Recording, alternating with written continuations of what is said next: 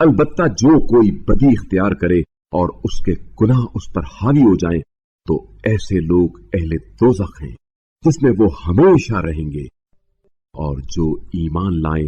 اور اچھے اعمال بجا لائیں یہ لوگ اہل جنت ہیں جس میں وہ ہمیشہ رہیں گے۔ اور جب ہم نے بنی اسرائیل سے عہد لیا اور کہا کہ اللہ کے سوا کسی کی عبادت نہ کرو اور اپنے والدین، قریب ترین رشتہ داروں،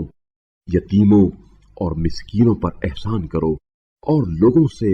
حسن گفتار سے پیش آؤ اور نماز قائم کرو اور زکوٰۃ ادا کرو، پھر چند افراد کے سوا تم سب برگشتہ ہو گئے اور تم لوگ روگردانی کرنے والے ہو۔ اور وہ وقت یاد کرو جب ہم نے تم سے عہد لیا کہ اپنوں کا خون نہ بہاؤ گے اور اپنے ہی لوگوں کو اپنی بستیوں سے نہ نکالو گے، پھر تم نے اس کا اقرار کر لیا جس کے تم خود گواہ ہو۔ پھر تم ہی وہ لوگ ہو جو اپنے افراد کو قتل کرتے ہو اور اپنوں میں سے ایک گروہ کو ان کی بستیوں سے نکالتے ہو، پھر گناہ اور ظلم کر کے ان کے دشمنوں کی مدد کرتے ہو، اور اگر وہ قید ہو کر تمہارے پاس آتے ہیں تو تم فدیہ دے کر انہیں چھڑا لیتے ہو، حالانکہ انہیں نکالنا ہی تمہارے لیے سرے سے حرام تھا۔ کیا تم کتاب کے کچھ حصے پر ایمان لاتے ہو اور کچھ حصے سے کفر اختیار کرتے ہو؟ پس تم میں سے جو ایسا کرے دنیاوی زندگی میں اس کی سزا رسوائی کے سوا اور کیا ہو سکتی ہے، اور آخرت میں ایسے لوگ سخت ترین عذاب کی طرف لوٹائے جائیں گے اور اللہ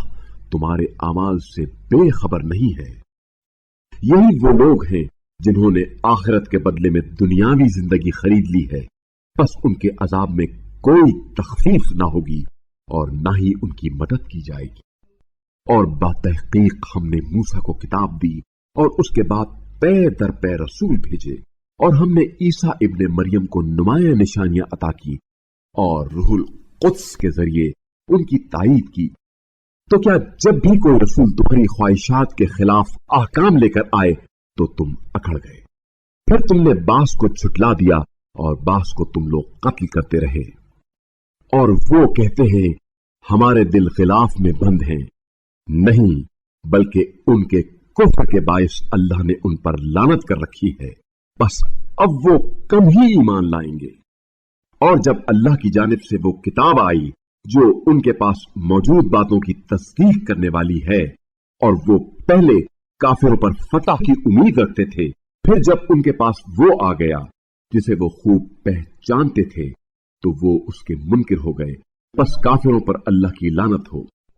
کتنی بری ہے وہ چیز جس کے بدلے انہوں نے اپنی جانوں کا سودا کیا کہ صرف اس بات کی ضد میں خدا کے نازل کیے کا انکار کرتے ہیں کہ اللہ اپنے بندوں میں سے جس پر چاہتا ہے اپنا فضل نازل کرتا ہے، پس وہ اللہ کے غضب بالائے غضب میں گرفتار ہوئے، اور کافروں کے لیے رسوا کن عذاب ہے۔